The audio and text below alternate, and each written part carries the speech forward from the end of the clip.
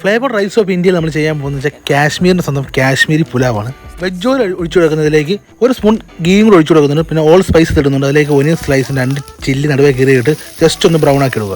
1 cup റൈസാണ് നമ്മൾ എടുത്തേക്കുന്നത്. അപ്പോൾ 1 കപ്പിന് 1.5 കപ്പ് വെള്ളം എന്ന് കണക്കി 1 കിലോയ്ക്ക് 1.5 ലിറ്റർ വെള്ളം എന്ന് കണക്കി നമ്മളിതിലേക്ക് വെള്ളം ഒഴിക്കുകയാണ്. ഈ ടൈമിൽ ആവശ്യത്തിനുള്ള ഉപ്പ് നമ്മളിതിലേക്ക് ചേർത്ത് കൊടുക്കണം. ഒരല്പം മഞ്ഞപ്പൊടി കൂടെ നമ്മുടെ റൈസിൻ്റെ വെള്ളത്തിലേക്ക് ഇട്ട് കൊടുക്കണം. അതിനുശേഷം കഴുകി വൃത്തിയാക്കി വെച്ചേക്കുന്ന റൈസ് നമ്മൾ സ്ട്രെയിൻ ചെയ്ത് വെച്ചേക്കണം. അത് നമ്മളിതിലേക്ക് ഇട്ട് കൊടുക്കുകയാണ്. അതിനുശേഷം റൈസ് നല്ല രീതിയിലൊന്ന് മിക്സ് ചെയ്ത് കൊടുക്കുക. അധികം ഇട്ട് മിക്സ് ചെയ്ത് റൈസ് പൊട്ടിപ്പോകാൻ ചാൻസ് ഉണ്ട്. അതിലേക്ക് മിൻറ്റും മല്ലിയിലും ചോപ്പ് ചെയ്ത് കൊടുക്കുക.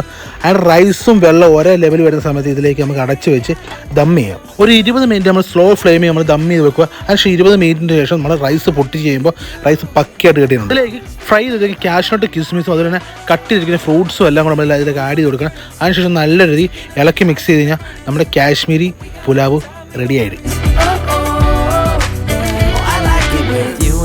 ഇത് സിമ്പിളായിട്ടൊരു ജീരാ പുലാവ് തയ്യാറാക്കിയല്ലോ. വെജ് ഓയിൽ ഒഴിച്ചു കൊടുക്കുന്നുണ്ട്. ഇതിലേക്ക് 1 ടേബിൾ സ്പൂണോളം ഗീയും ഒഴിച്ചു കൊടുക്കുകയാണ്. അതിലേക്ക് കുറച്ച് കൂടുതൽ ജീരകം ഇട്ട് പൊട്ടിക്കുകയാണ്. അതിലേക്ക് ഓൾ സ്പൈസസും ഇട്ട് കൊടുക്കുകയാണ്. ഒരു സവാള തിന്നായി സ്ലൈസ് ചെയ്തിട്ട് 2 മിനിറ്റ്സ് ജസ്റ്റ് ഒന്ന് ബ്രൗൺ ആക്കി എടുക്കുക. ഈ ഒരു കപ്പിലാണ് നമ്മൾ റൈസ് എടുത്തേക്കുന്നത്. അതിനുവേണ്ടി അപ്പോൾ 1 കപ്പ് റൈസിന് 1.5 കപ്പ് വെള്ളം എന്ന കണക്കിൽ ഒഴിച്ചു കൊടുക്കുകയാണ്. ആവശ്യത്തിന് ഉപ്പും കൂടെ ഇതിലേക്ക് ഇടുകയാണ്. അതിനുശേഷം കഴുകി വൃത്തിയാക്കി വെച്ചേക്കുന്ന റൈസ് നമ്മൾ സ്ട്രെയിൻ ചെയ്ത് വെച്ചേക്കണം. തിളച്ച വെള്ളത്തിലേക്ക് റൈസ് ഇട്ട് കൊടുക്കണം.